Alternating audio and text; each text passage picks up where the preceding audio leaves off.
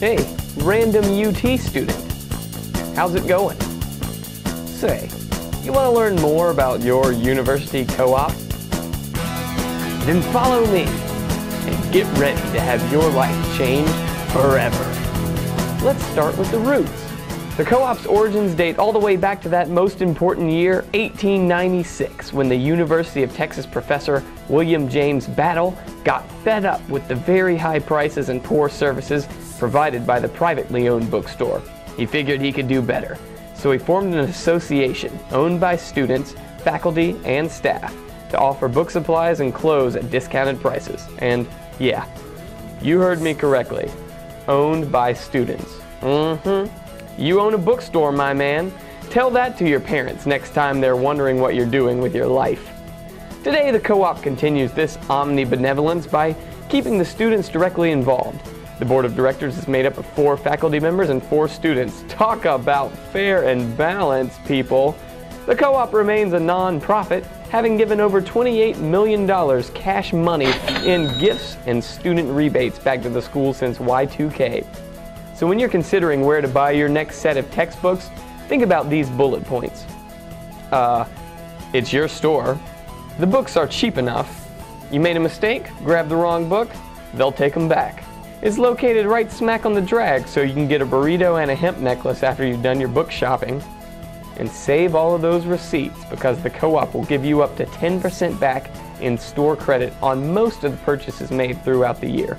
Tired of old-fashioned things like walking and looking? Fine, make all of your textbook purchases on the internet. And if you have no use for the wisdom concealed within these ancient texts by the end of the semester, then sell them back, fool. The co-op will pay you up to 75% of the used book price in stone cold cash. Alright, you in? Good. Let's get physical. To the store! As I mentioned before, the bookstore is located right on the drag at 2246 Guadalupe between 22nd Street and 24th Street. And once you're inside, the world behind you just melts away. Look at all of these books just overflowing with potential. But where to begin? Say, what's that in your back pocket, friend? Could it be your class schedule? Take it out. This is your map to knowledge. The textbook floor is laid out alphabetically by department. So let's say you're taking History 315L. Then you head towards the H's. Now, on your quest to become properly prepared for class, the first troll guarding the bridge will be a shelf card. If you fail to read it correctly, you could be banished from learning forever. Don't worry, I'll do my best to make sure that doesn't happen. Take a look at that schedule again. What was the class? History 315L? Alright, simple enough. Find the card that says HST 315L. But there's so many, you say. What do? That's when you find your hero, a little mighty mouse known as a unique number. It's the 5-digit number specific to just your class. Found it? Now find the card with the same number.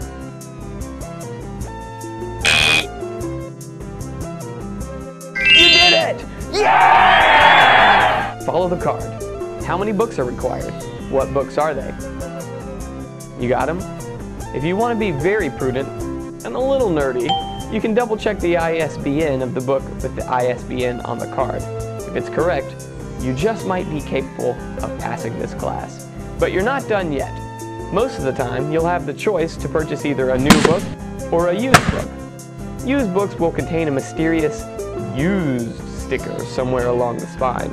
They're sort of like the cool kids that ride on the back of the bus. They're 25% cheaper than their newer cousins.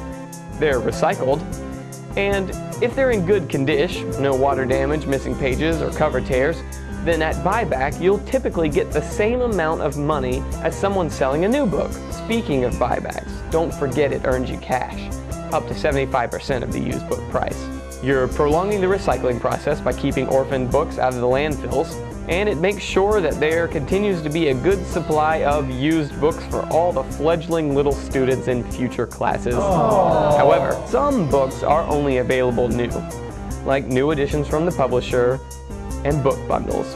The California Public Interest Research Group and the Government Accountability Office identified these books as the major factors in drivers of textbook inflation. Then there are things such as publisher custom publications, which are loose-leaf textbooks that you put into your binder.